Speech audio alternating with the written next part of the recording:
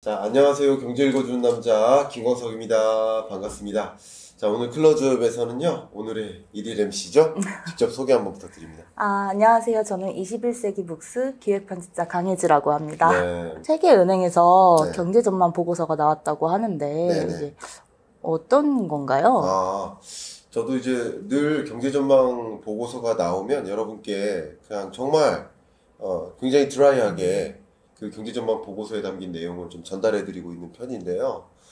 IMF의 경제전망 보고서와 특히 월드뱅크의 경제전망 보고서, 이 두 개가 참 중요합니다. 거의 마치 나침판과 같다, 내비게이션과 같다, 이렇게 설명을 하고 있고요. IMF 같은 경우는 이 경제전망 보고서를 1월, 4월, 7월, 10월 이렇게 발간합니다. 네. 그러니까 4월과 10월이 풀페이퍼고요. 중간에 1월, 7월은 이제 수정 보고서라고 볼 수 있겠습니다. 좀 짧아요. 근데 월드뱅크 같은 경우는 6월에 보고서가 나옵니다. 그러니까 이 6월 보고서, 그리고 그 전에는 1월에 보고서가 나와요. 네. 그러니까 이 경제전망 보고서가 굉장히 중요할 수 있겠죠. 월드뱅크는 두 번 냅니다. 월드뱅크의 개념이 이제 말 그대로 은행이에요. 세계 은행이에요. 굉장히 중요한 의미가 있고요. 네. 이 월드뱅크는 또 유엔 산하 기구죠. 그렇기 때문에 여러분들께서 어떻게 보면 이 IMF만큼이나 세계 주요국들, 특히 뭐 선진국뿐만 아니라 우리가 잘 이름에 익숙하지 않는 그런 나라들까지도 그 경제 현황을 제대로 보여주는 어떤 국제 기구 역할이니까 그 경제전망 보고서는 상당한 의미가 있겠다, 이렇게 보고 있습니다. 네. 그럼 이번에 나온 경제전망 보고서는 어떤 의미가 있을까요? 자, 이번 22년 6월에 나온 보고서니까 결국 기존에 제공했었던 경제전망 보고서하고 뭐가 다른가, 이걸 좀 감안하면 좋을 것 같은데요. 네. 바로 러시아 전쟁 이후의 경제전망 보고서다 라는 데 굉장한 의미가 있고요. 이 경제전망 보고서가, 그러니까 IMF는 월드 이코노믹 아웃룩, WEO라는 표현을 쓰고 있고요. 월드뱅크는 뭐 같은 표현이 있지만 글로벌 이코노믹 프로스펙티브 이렇게 표현을 합니다. 조금 차이가 있어요. 네. 근데 이 경제전망 보고서에 담긴 그 주제가, 네. 그 헤드라인이 있는데 그 첫 번째 단어가 바로 스태그플레이션이에요. 제가 그토록 강조했었던 스태그플레이션 리스크가 부상한다, 이런 표현을 썼어요. 네.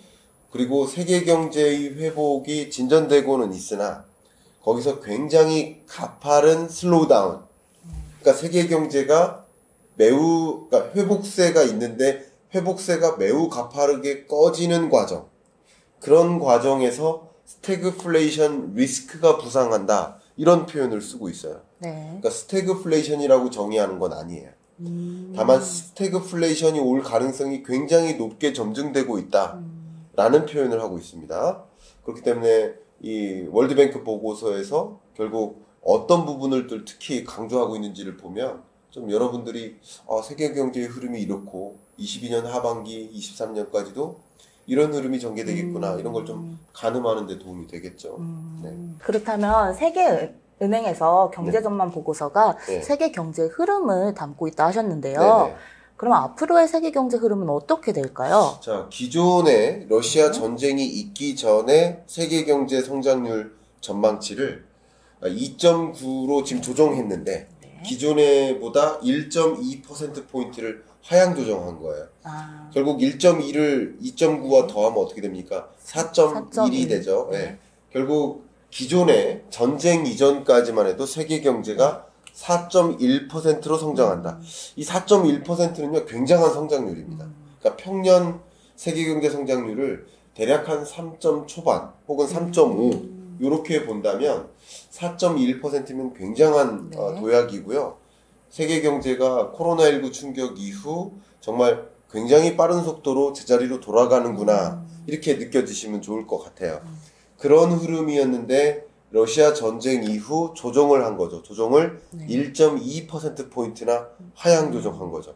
1.2%포인트는 여러분 생각에 뭐 별로 안 되네, 1 뭐 이러니까. 그러나 한번 생각해보세요.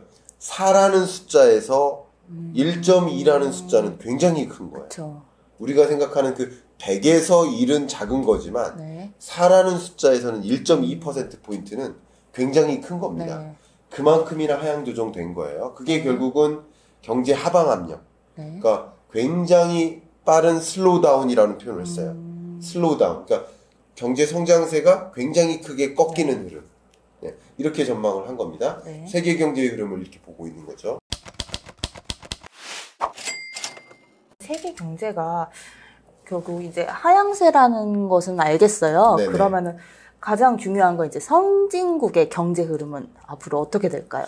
네, 결국 이제 IMF도 그렇고요. 네. 월드뱅크도 그렇고 두드러진 그 특징이 세계 약 200여 개국을 둘로 일단 쪼갭니다. 네. 그러니까 선진국 권역과 개도국, 신흥 개도국으로 이렇게 쪼갭니다. 그러니까 네. 표현은 조금 달라요. 그러니까 Advanced Economies 해가지고 우리나라도 여기에 포함되죠.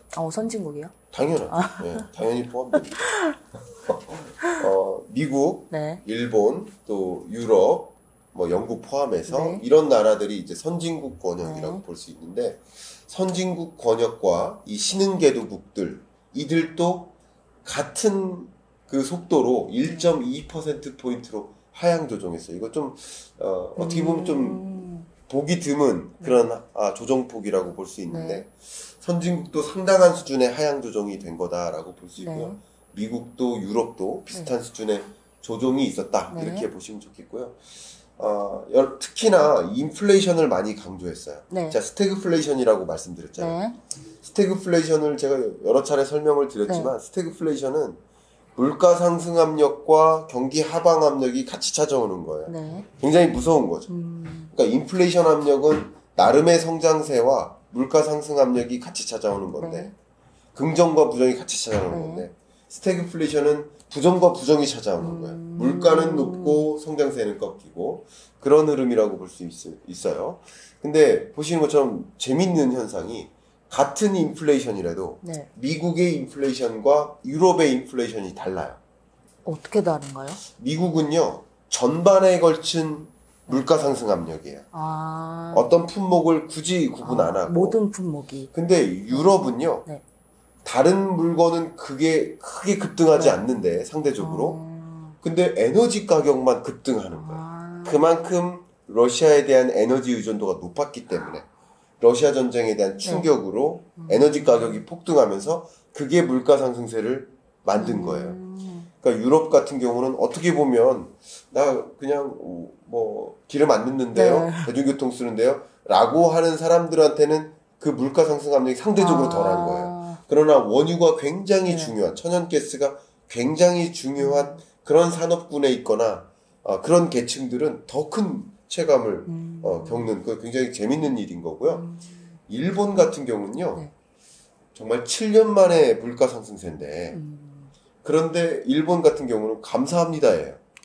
왜죠? 왜냐하면 잃어버린 40년. 네. 일본 경제는 계속 이 저물가가 걱정이 있던 나라예요. 디플레이션이 걱정이었던.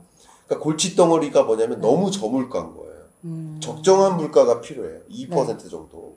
근데 이걸 계속 밑도는 물가 상승세, 0%대 물가 상승세였는데 7년 만에 최고치 물가인데 네. 그게 1%대예요. 어떻게 보면 일본이 그토록 네. 염원하던 네. 목표 물가에 부합하게 가까워지고 있는 모습에 감사합니다. 그러니까 이 물가 잡겠다고 금리 네. 인상할 필요가 있어요, 없어요? 없죠. 없는 거예요. 그렇기 때문에 이 선진국 권역 같은 네. 경우는 이 물가 잡겠다고 긴축적으로 이 통화 정책을 막 급격히 전환해 나가니까 그게 역시 경기 하방 압력으로 작용하는 어떻게 보면 그게 금리의 역습인 거죠. 우리 책에서 얘기했던 네. 그런 것들이 벌어지고 있다 이렇게 볼 수 있겠습니다. 선진국들은 이렇게 돼가고 있는데 그러면 네. 이 상황에서 신흥국들은 네. 앞으로 경제가 어떻게 흘러갈까요? 자, 신흥개도국들은요. 이 물가 상승세가 특히 식료품과 에너지 가격을 중심으로 상승합니다. 이게 굉장히 중요한 표현이고요. 또 이 월드뱅크에서 밝히고 있는 이 주요국들의 경제 성장률을 제시할 때 굉장히 두드러진 흐름 중에 하나가 그 표현이 있습니다. 유럽 중앙아시아. 유럽 중앙아시아. 그러니까 유럽 영역의 중앙아시아 권역들.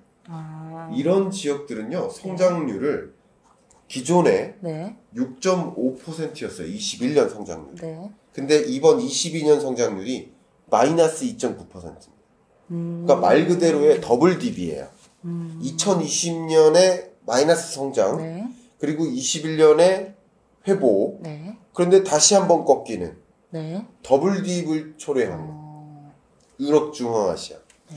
주로 이제 이런 지역들, 그리고 남태평양 아시아라든가 이 아시아 권역들, 이런 지역들이 에너지나 식료품 가격이 급등하면 네. 이들은 이런 것들이 생필품에 해당되니까 네. 소위 선진국들은 생필품 가격이 오른다고, 엔겔계수가 낮잖아요. 그쵸. 생필품 가격이 오른다고 그게 막 걱정인 계층이 상대적으로 적은데, 네. 그러니까 빈곤층이나 저소득층의 비중이 네. 상대적으로 덜한데 우리나라도 그런 거죠. 네. 근데 이런 지역들의 경우에는 이런 에너지, 식료품과 같은 생필품 가격이 치솟으면 그냥 생활 자체가 피폐해집니다. 그리고 실질 소득이 줄어요. 명목 소득이 같다 하더라도 네. 실질 소득이 줄어요. 그러니까 명목 소득은 물가 상승률을 반영하지 않은 소득이에요. 같은 100만 원이 다른 100만 네. 원입니다. 작년에 100만 원과 네. 우리 편집자님이 네. 작년에 우리 출판사에서 월급을 100만 원 받으셨다고 가정하면 네. 1000만 원이라고 할게요. 기본 네. 네. 월급을 매월 1000만 원 받았는데 네. 올해도 매월 1000만 원이에요. 네. 그럼 같은 1000만 원이 네. 같은 의미가 있는 게 아니에요. 아. 왜냐면 그 같은 1000만 원 가지고 살 수 있는 물건의 개수가 달라지거든요. 줄어들죠. 그게 명목 소득과 실질 소득의 차이예요. 네. 명목 소득은 똑같아요. 네. 통장에 찍히는 그 숫자는 똑같아요. 네. 그러나 그 통장에 찍힌 돈을 가지고 살 수 있는 것들은 줄어들잖아요. 네. 그게 실질 소득의 개념이에요. 그러니까 실질 소득이 급격히 네. 줄어드는 거예요. 네. 그러면서 마이너스 성장을 이거는 굉장히 두드러지는 일입니다. 근데 저는 이미 이 책에서도 네. 그 부분 읽으셨죠? 네. 데킬라 효과. 아, 네. 그게 어떤 특정 지역이 움츠러들면 네. 그 예를 들어 멕시코가 위축이 되면 네. 멕시코로부터만 그 투자 자금을 회수하는 게 아니라 세계 투자자들 입장에서는 멕시코나 그 네. 아르헨티나 인근의 네. 브라질 비롯한 아. 남미 국가를 같은 나라로 보는 경향이 있어요. 네네. 그렇죠. 그쵸. 우리 동남아에 있는 국가들 다 같은 나라. 그쵸. 아프리카에 있는 나라들은 다 같은 그쵸. 나라로 보자.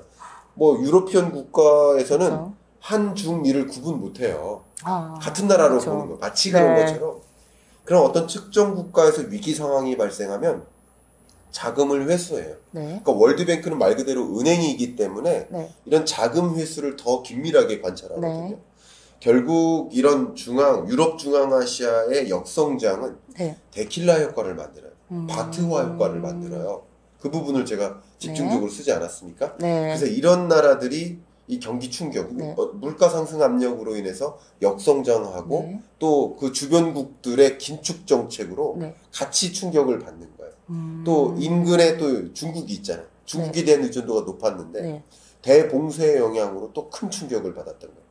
그런 식으로 이 신흥국 경제가 네네. 굉장히 어렵다라는 것을 이야기하고 있고요. 물론 뭐 선진국 경제는 제가 네. 누차 강조했던 것처럼 네. 인플레이션 경제인데 네. 신흥국 경제는 어떻게 보면 스태그플레이션 경제예요. 그러니까 네. 평균적으로는 스태그플레이션이 찾아오고 네. 있는 흐름이다. 이렇게 볼 수 네. 있는 거죠. 굉장히 무서운 월드뱅크의 경고가 아닐까 이렇게 생각을 합니다. 근데 확실히 이렇게 들으니까 네. 세계 경제가 앞으로 어떻게 흘러갈지 그리고 그 영향력이 한국과 또 개인의 입장에서도 이게 조금 바뀌겠구나 하는 걸 알 수 있었던 것 같아요. 네. 네. 아마 여러분들께도 또 그런 네. 도움이 되셨길 바라면서 마무리하겠습니다. 네. 감사합니다. 감사합니다. 네.